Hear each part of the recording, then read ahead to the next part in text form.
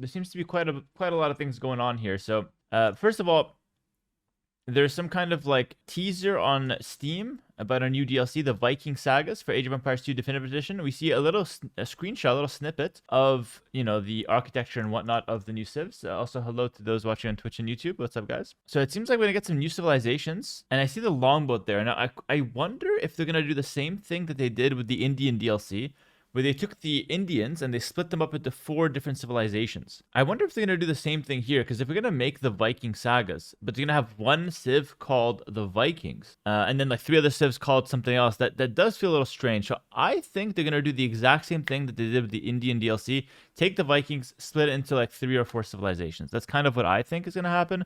And then probably all of them will get access to the longboats, kind of like how all the Mesoamerican civs get access to eagles, all the South American civs get access to the champions, etc. Pretty interesting. So we don't know much about it. We just know that it's coming soon. It's not available yet.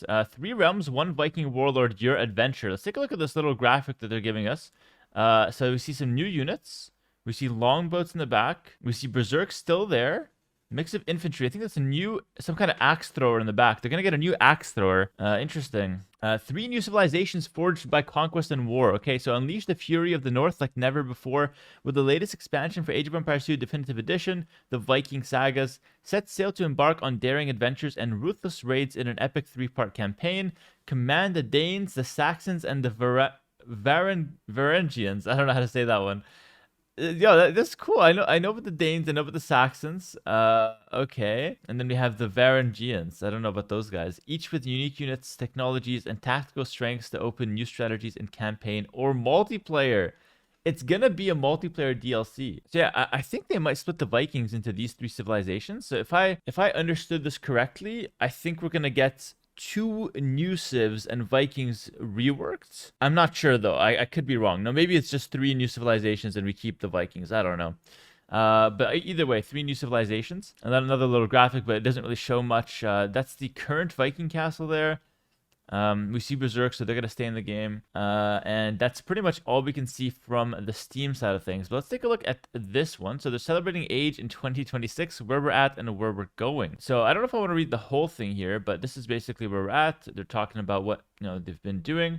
They say thank you for the support. Thanks for the support, guys. Don't forget to buy the new DLC. Yeah, okay, that's good. I mean, they did a lot of cool things here. I think they talked about the other DLCs. I think they talked about Red Bull. Yeah, Londinium, pretty cool. People are saying there's a read more button down here. Ah. Oh, wait, there's a lot more here. Hold on. Okay. So we have a bit more of a graphic here. So this is the one that I only saw half of it before. I see some new units in the front, actually. There's quite a lot going on. There's a new unit there, obviously with the men-at-arms mixed in. More new units. So there's quite a lot going on here, I would say. All right, so let's read up on these civs. So Danes pressure opponents early with swift, long ships to strike without warning. The unique Danish unit, the Joms Viking, is ideal for these raids as a nimble and hardy infantryman that hurls flaming torches to devastate enemy buildings and ships. I think that's like the axe thrower in the back. Okay, so that's the Danes. Then we have the Saxons to construct mighty fortified towns to lock down territory and stand firm against relentless invasions. The Saxon unique unit is the Hearth Troop, a heavy infantryman that opens fights with a ranged javelin before closing in for intense melee combat. So it's another unit like the Fire Lancer that has a ranged attack before becoming a melee unit. So they insist on this ranged attack. It feels like more and more we're going towards ranged and infantry, or ranged and melee in one unit. We saw that with the Ratha. We saw that with the Fire Lancer, and now we're going to see it once again with the Hearth Troop. Then we have and that's a unique unit for the Saxons. Then we have the Varangians. So fearlessly master waterways, ride down your foes, and leverage mercenary-style flexibility. The Jarl, the Varangian unique unit, is a fearsome axe-hurling cavalryman whose attacks tear through enemy infantry. Okay, so no, that's the axe thrower. So it's another axe thrower. The guy in the front was probably, I don't know if I can see, but I think it was one of the guys, maybe this guy in the front here. That's maybe the Danes unique unit. It's hard to say from now, but okay, 3 unique units. We have 1 axe thrower, one infantryman that hurls flaming torches to devastate. Hurls flaming torches. I wonder if that's like a hurl is throw. I wonder if that's also a infantry that has a ranged charge attack. That could be kind of interesting. These are for ranked play, yes. Or actually, it didn't say ranked. They said multiplayer, actually. So I'm not sure if it's ranked play. Could just be multiplayer. Interesting. Leverage the 6 unique units across these new civilizations, including 3 shared units. So Varangian guards, deadly shock infantry who generate gold while fighting and excel at raiding and melee combat. Okay. Mounted crossbowmen, hard-hitting but slow-firing ranged cavalry who strike fear into infantry armies. And the longship, a swift warship that combined potency and versatility. I think that's the longboat. They call it longship now. Okay. 3 new campaigns, of course. Pretty cool. First impressions, I do like Vikings. I think they're a cool kind of civilization slash, theme. But I don't know if I like getting another DLC so soon. I think, I feel like the old DLC, like the Incas DLC, just dropped, and I feel like we're getting a new one so soon after. I guess they're trying to average 1 DLC a year. I don't know. I just feel like there's too many DLCs, too little balance changes, and I feel like we're getting too many units that have special effects. I don't know. I have mixed opinions on this. I really do. And despite actually loving the Viking, I actually love the fact that we're getting Vikings. I think that's really cool. But yeah, I'm not sure if I really like the fact that we're already getting a new DLC with new civilizations. I mean, I just think that too many of the unique units have special effects. I just don't like that every civ has a regional unique unit, and then they also have a unique unit, and then they also have a secondary unique unit. It's like 3 unique units per civ nowadays.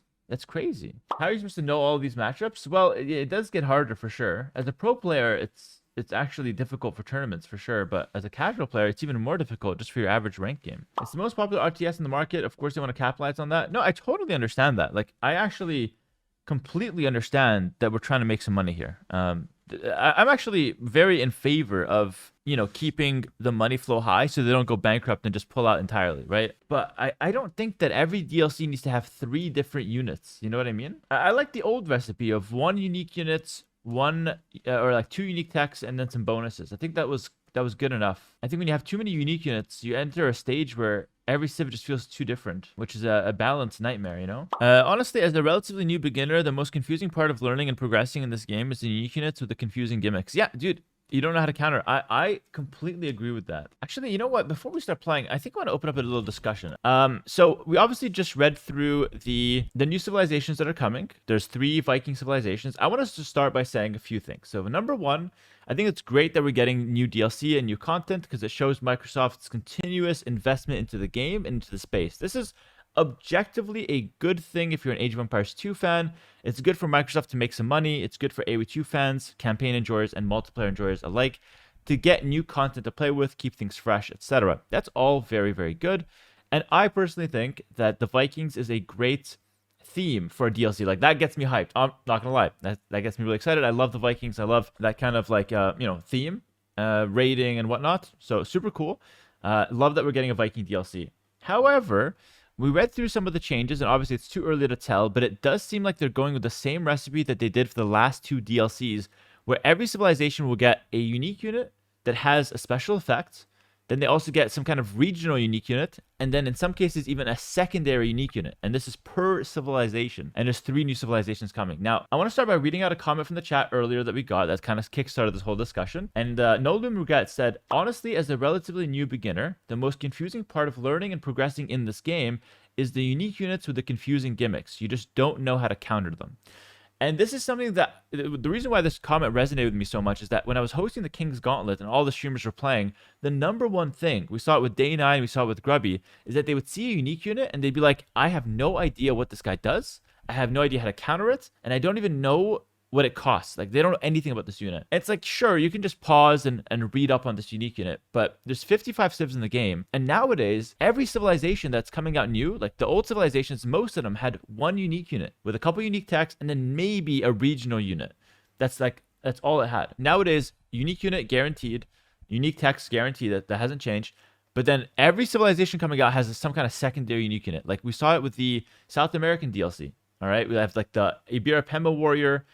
We have the champions that's regional units. We had the unique units on all sides with the temple guards. We had the bolus riders. Every civilization got a secondary unique unit, which is crazy. That Slinger, they had 2 regional unique units, the Slinger as well. And we're seeing the same thing here with the Vikings. And so it's Yeah, sure, the guy can pause and read up on it, but what we saw from the King's Gauntlet is that there's no time to like read, remember, play the game, do that again, and there's 55 civilizations to do that for. So I'm starting a discussion here, and I want everyone to contribute in whatever way you want to. We'll start it off on Twitch. We're obviously live streaming, but we're actually live streaming to YouTube as well. We'll make this a YouTube video so you guys can, continue the conversation in the comments. I think it's very interesting.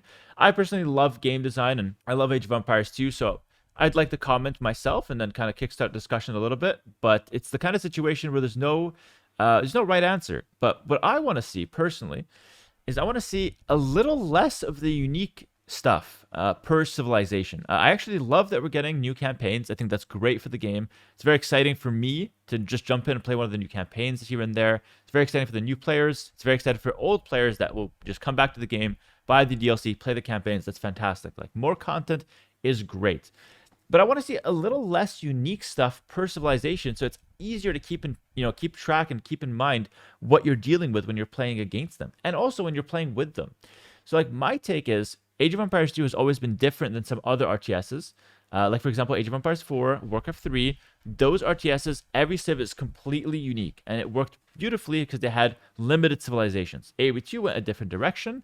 We went ahead and went with a lot of different civilizations, like a vast amount of civilizations, but the theme was they always stayed relatively the same. So if you can play one civ, you can play them all, as long as you tweak your strategy and, you invest a few games to learn the tech tree. But you don't need to invest hundreds of games to learn a different civilization. But nowadays, with the last two DLCs, the Chinese one and the South American one, and then also maybe even one more with the Indian DLC. That's kind of where it's... Oh, no, not the India DLC.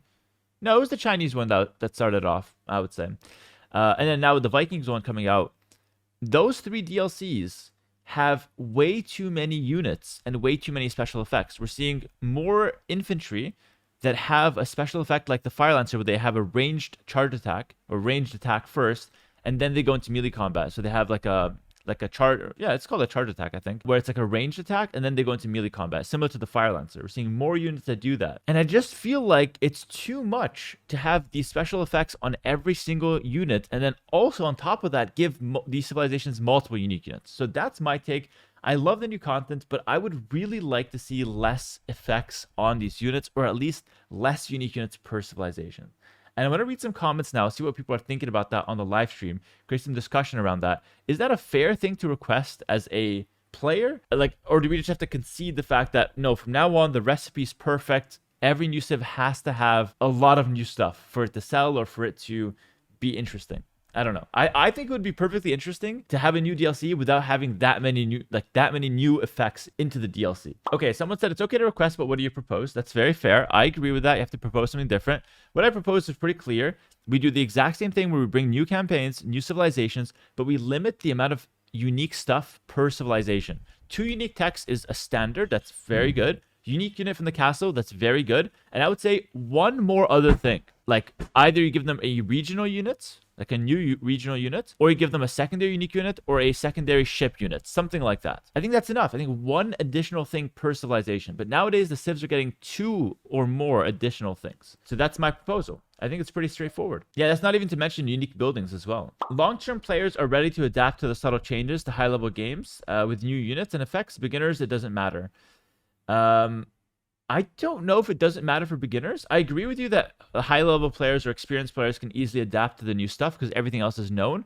But for beginners, like we saw in the King's Gauntlet, it does matter to have new stuff that they don't know about, because now it's getting to a lot of stuff that they don't know about. I'm a roguelike fan. I like the idea of having new effects like poison or Roman's proximity buff, and finding synergy seems cool to me. Okay, so point in favor of having different things or new effects and new synergies into the game. For beginner players like me, all the new units can really confuse me, so another kind of shot in the confusion pile. Please, more balance changes instead of new DLCs, too many different units and OP units. That's a good point, and that's another thing I want to talk about, actually. I like the fact that we're getting new stuff, but I feel like, how many balance patches did we have this year? I think we had like 2 balance patches this year, and we're already getting a new DLC, which will come with a balance patch, but still. So we're getting like 3 balance patches, but we're getting like a DLC. That ratio seems off. I think it should be like 5 or 6 balance patches a year to keep the meta fresh, to nerf what needs to be nerfed, I feel like we're getting so little balance patches and so many DLCs. Like for me, like the perfect ratio of DLCs would be like one new multiplayer DLC per year and a half or per 2 years. The every year DLC feels like a bit much for me personally. And I like to see more balance changes. Some in the chat said I like civs feeling more unique. I would love if they took a look at older civs and give them more unique units. Oh, okay, so Geo Draku he's going the complete opposite opinion of me. He loves the new stuff, and he would actually like the older civs to get the same treatment and give them some unique units. I actually don't entirely disagree with that. I think if you're gonna like if the game's gonna go in a direction where all the new civs are getting like 2 or 3 unique units, then it actually makes sense to visit the old civilizations and give them the same treatment, or else you're gonna have a complete imbalance. So I don't actually entirely disagree with that from Draku, but I would actually go the other way, where just less new stuff and overall. How are balanced teams paid without consumers buying DLCs? That's probably a question above my pay grade. I don't really know how to answer that because I don't know how it works internally. But I think there's a lot of ways for a company to make money without having to put out a new DLC. And I think personally, having skins or certain things in game, like extra campaigns, or like icons that you can buy, those kind of avenues could be good to explore if you just want some revenue. And I think a lot of people would buy them, and they wouldn't impact the game at all. In terms of like actual gameplay. I'm an old man. Anything new is frowned upon, and changes are either done by communists or noisy kids. Okay. Okay, fair enough from Putty Vision. He doesn't like the new changes. Aldi says they could make a fun mode that you opt into, activating something special for all civs, but that would split the player base. Yeah, I'm not sure. Like, I don't mind that, but I think that would be a little too out there for me. As a long-term player, I just don't vibe with the new civs like Chinese, which have a completely different, unique unit set for cav archers, and fire lancers. Yeah, like I agree with that as well. Let me give you guys another opinion coming from me as well here. I am dying to play a civilization that has knights, crossbows, cavalry archers, and champions. Just like, I just want a civilization that has all of the base game units. And I feel like every new civ has completely different units, and it doesn't feel like I'm playing Age of Empires 2 with the majority of these new civs. Like, I don't feel the same happiness playing Franks, which I'm really happy to play, and playing the new Chupi. I just don't feel the same level of happiness playing it, honestly. And I know that's such a stupid way to look at it, because there's a lot more than Hera's happiness going on here. But just like, no, from a personal perspective, I just want to play the civ that I grew up playing. Because I know I'm a pro player and a streamer and whatnot, but this is, at the end of the day, also a nostalgic game for me. Because I played it way back in the day. And I just feel like all the new civs are completely ruining that nostalgia, because I don't have any of the old school units in there. Like, legitimately, it's not that we're playing, it's not that I'm saying like, oh, I don't like new civs because I don't like changes. I actually love the changes. I think new content's fantastic. I remember when like the Armenians came out, I was actually super stoked, because like we had one new thing with the mule cart, and they had a unique unit. I still had my knights, I still had my halberdiers, I still had my champions, I still had my arbalests, you know what I mean? I still had my units there. And so I was stoked about the Armenians, stoked about the Georgians. Those felt very cool. Same with the Burgundians, with the Bohemians. Those DLCs really hit the spot for me. But these new DLCs, I feel like they're just taking out what I love about Age of Empires 2 and replacing it with something new. And I don't think the new stuff is all bad. Like, for example, the Grenadiers were a lot of fun to play with, for just to name one thing. But if every civ has like a Grenadiers, and then they have a new knight and a new cav archer, and an infantry that shoots something, it's like, that's when it's getting really out of hand. Oh, actually, one thing I want to talk about as well before we end off this discussion is that I think they tried to kind of balance this out by making the Chronicles DLCs and like some campaign only DLCs. So they tried to like not clutter multiplayer whilst also giving single player players some content. But I think that didn't sell as much, because I feel like they kind of ditched that idea. I don't have any internal stats or information, but that's kind of, I just want to address this, because I think a lot of people would be wondering like, what happened to the Chronicles DLCs? We got like 2, and then we never heard of it ever again.